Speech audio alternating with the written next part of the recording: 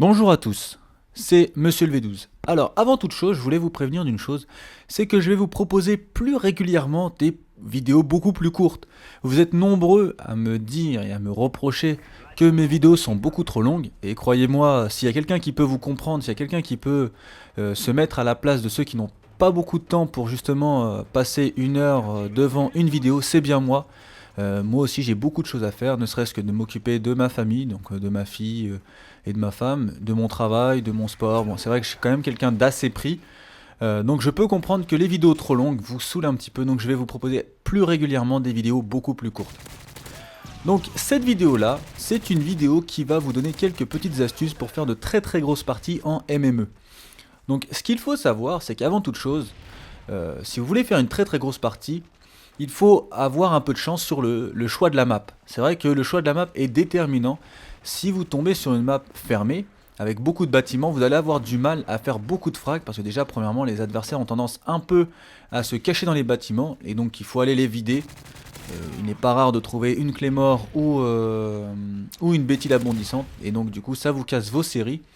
Donc c'est vrai que sur cette map là, la map village, c'est une map qui est vraiment très intéressante pour faire de très très gros carnage. Et ça va être le cas dans cette partie là, vous allez voir que je vais faire un très très gros carnage.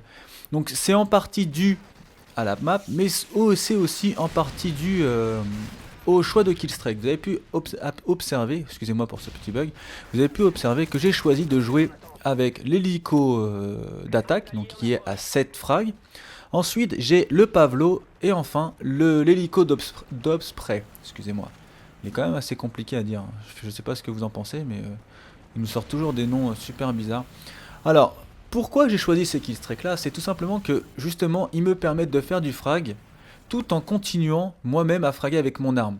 C'est vrai que si j'avais choisi par exemple donc l'hélico d'attaque plus l'AC-130 et l'hélico mitrailleur d'Obspray, bah du coup j'aurais dû piloter aussi bien l'hélico d'Obspray et l'AC-130. Alors que là, avec le Pavlo, bah, le Pavlo il travaille tout seul, j'ai pas besoin de m'en préoccuper, du coup je peux continuer mon carnage avec mon ACR silencieux. Alors c'est vrai que l'ACR silencieux, c'est une très bonne arme, elle permet vraiment de faire de très très gros carnage. Je trouve qu'elle est très précise, très puissante, d'ailleurs ça je vais vous en parler un peu plus tard dans l'épisode numéro 2 des fusils d'assaut que je suis en train de préparer. Donc choisissez une arme avec laquelle vous êtes vraiment à l'aise. N'allez pas essayer de jouer avec une arme super compliquée. Et je vous conseillerais, moi, personnellement, de jouer avec un fusil d'assaut pour être le plus polyvalent possible. C'est-à-dire pour pouvoir faire aussi bien des frags de loin comme de près. Bon là, vous pouvez observer qu'en arme secondaire, j'ai choisi ces deux pistolets mitrailleurs que l'on possède. Je crois que c'est les FMJ, ou je sais plus comment ils s'appellent. Honnêtement, bon, faut savoir que cette partie-là date, hein, c'était au tout début de Modern Warfare 3. Vous avez pu voir que je joue avec beaucoup de non-prestige et moi-même je ne suis pas encore prestige. Donc c'est vrai que je me suis rendu compte par la suite que cette arme-là était vraiment abusée. Vous mettez ça en akimbo, c'est quand même, vous avez quand même difficile, disons, c'est quand même assez difficile de rivaliser avec cette arme-là. Donc du coup, vous le savez tous, je suis quand même quelqu'un qui recherche en général un minimum de mérite. Donc je ne joue plus du tout avec ces armes-là en akimbo parce que il n'y a pas de mérite à jouer avec ça. Donc, mais en tout cas, c'est vrai que à l'époque, quand je l'utilisais, je me faisais quand même d'assez gros carnage, même si c'est pas compliqué. Donc là, vous avez pu observer que je suis maintenant avec mon hélicoptère d'Obspray et vous avez vu que je frappe pas mal. Il est quand même super efficace, en plus il dure vraiment très longtemps, même si là malheureusement on va me le descendre. Il dure vraiment très longtemps et il y a vraiment possibilité de faire de très très gros carnage avec ce mitrailleur là. Malheureusement, il va pas durer aussi longtemps qu'il aurait pu durer. Ensuite, la troisième astuce que je peux vous donner pour faire de très très gros carnage, c'est d'utiliser le silencieux. Donc vous avez pu observer que dans cette partie-là, j'ai réussi par mes déplacements, mais aussi grâce à l'utilisation du silencieux, à éliminer beaucoup d'adversaires qui étaient dos à moi. En l'occurrence, je pouvais éliminer un adversaire puis un deuxième, sans alarmer le troisième qui était encore dos à moi. Et ça, c'est quand même un très très gros avantage, surtout sur des maps qui sont très très grandes, et qu'en général, vous pouvez vraiment tenter de très très grands contournements. Là, regardez, dans la grotte, j'ai du positionnement. Cet adversaire-là ne m'a pas vu, je peux tuer celui-ci. Bon, malheureusement, le deuxième m'avait vu et le temps de l'aligner, bah, il a pu m'éliminer, surtout qu'il avait un pistolet mitrailleur, disons, une mitraillette, c'était le P90. Et c'est vrai que le P90 avec la cadence de tir qu'il a, c'est vraiment très compliqué de rivaliser à moyenne ou courte distance. Donc voilà, la partie va bientôt se terminer. Donc vous avez pu observer que ça a été un très très gros carnage. Donc 41 frags en MME. Bon, même si en face il n'y avait pas vraiment de niveau, faut relativiser en se disant que le jeu était sorti depuis très peu de temps. Donc, parce que je vois déjà les commentaires de certains qui vont me dire ouais c'est facile, tu joues avec des noobs. Ah, voilà, le jeu venait de sortir, faut pas s'attendre à jouer avec des prestiges. Bah allez, vu que vous avez été sage, je vous propose un deuxième gameplay juste à la suite. Donc c'est toujours sur la même map, c'est pour vous prouver justement que sur une map comme village, il est vraiment très facile de faire de très très grosses parties. Enfin, cette partie-là va être légèrement moins impressionnante que l'autre, même si en définitive l'autre n'était pas spécialement impressionnante, puisque j'ai pratiquement fait la plupart de mes frags grâce à mes killstreaks.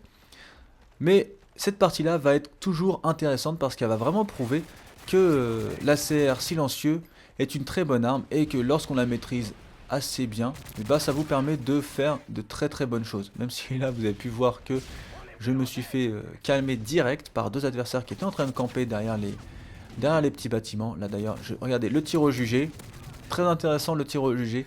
Donc moi je vous conseille comme troisième atout, viser solide toujours, hein, parce que il me sauve vraiment dans de beaucoup de duels.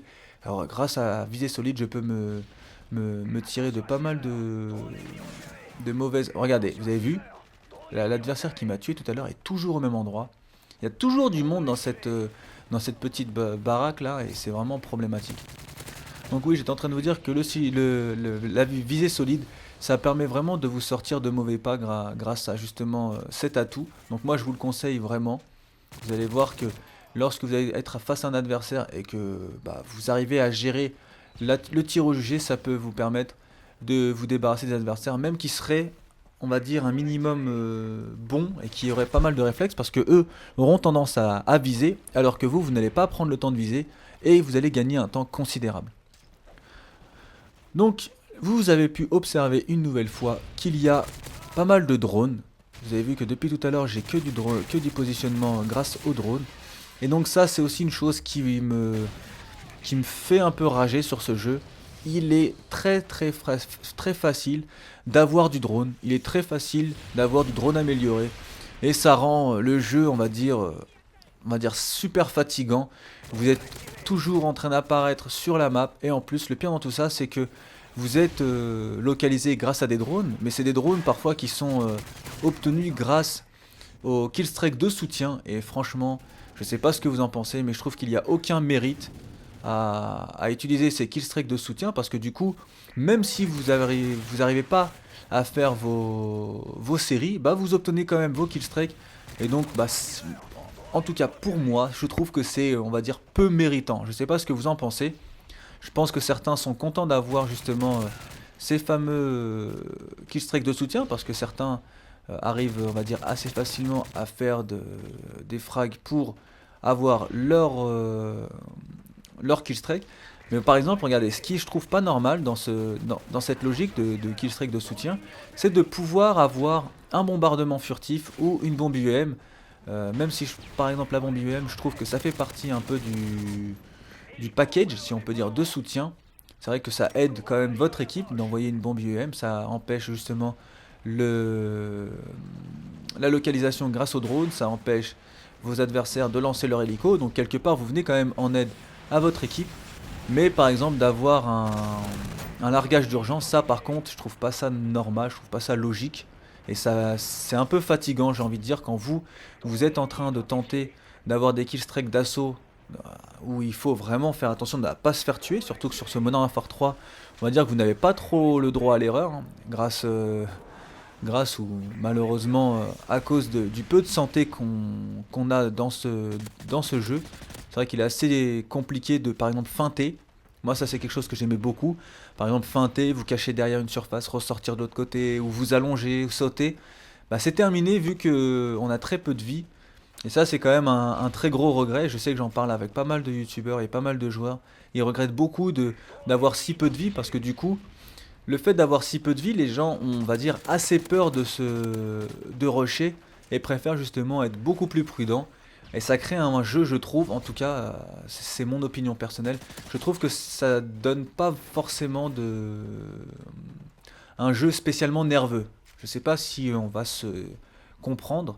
En tout cas, donnez-moi votre avis, hein. Vraiment, cette vidéo est courte, donc elle me permet un peu de vous donner mon avis sur différentes choses. Franchement, donnez-moi votre avis. Qu'est-ce que vous pensez des killstreaks de soutien? Qu'est-ce que vous pensez de ces différentes choses? Franchement, j'ai vraiment hâte de lire vos avis. Et je voulais aussi vous parler de l'atout assassin. Et d'ailleurs, je vous en parlerai peut-être un peu plus tard dans une vidéo débat sur cet atout. Parce qu'il y a quand même pas mal de joueurs qui me font le reproche de ouais, tu joues avec assassin, t'es un noob et tout. Donc voilà, j'ai envie de faire une vidéo débat justement sur cet atout-là. Je pense que j'inviterai un youtubeur ou deux justement à débattre de ce point de vue-là. Est-ce que le fait de jouer avec assassin fait de nous un noob, ou plutôt fait de nous quelqu'un de spécialement intelligent, parce que avec le positionnement qu'on peut avoir sur ce Modern Warfare 3, je trouve que justement c'est faire preuve d'un minimum d'intelligence que d'utiliser l'atout assassin. En tout cas, laissez-moi votre avis, tous vos avis m'intéressent. Franchement, juste, je vous demanderai d'être un minimum courtois, essayer d'être un minimum respectueux, aussi bien avec mes opinions ou les opinions des autres abonnés. En tout cas, j'ai pris beaucoup de plaisir à vous commenter cette vidéo là, même si, contrairement à ce que je fais d'habitude, je ne me suis pas vraiment appuyé sur le gameplay. Je vous ai donné quand même des avis, des opinions sur ce que je ressentais, mais aussi quelques astuces pour justement réussir à enchaîner des très grosses parties sur ce mode match à mort par équipe sur Modern Warfare 3. Donc voilà, la vidéo arrive à sa fin. Je vais terminer mon carnage avec mon mitrailleur d'obspray. Voilà, ça fait une petite partie à 35. Tout à l'heure, je crois que j'ai fait un 41-2 ou 41-3, je sais plus. Enfin, d'ailleurs, ça serait intéressant que je regarde parce que je me souviens plus du tout. Bon, en tout cas, j'espère vraiment que cette vidéo-là vous aura plu. J'espère que l'idée d'avoir des vidéos beaucoup plus courtes vous intéresse parce que je vais faire ça régulièrement à partir de maintenant. Allez, bonne journée à vous, bonne soirée à vous, à la prochaine.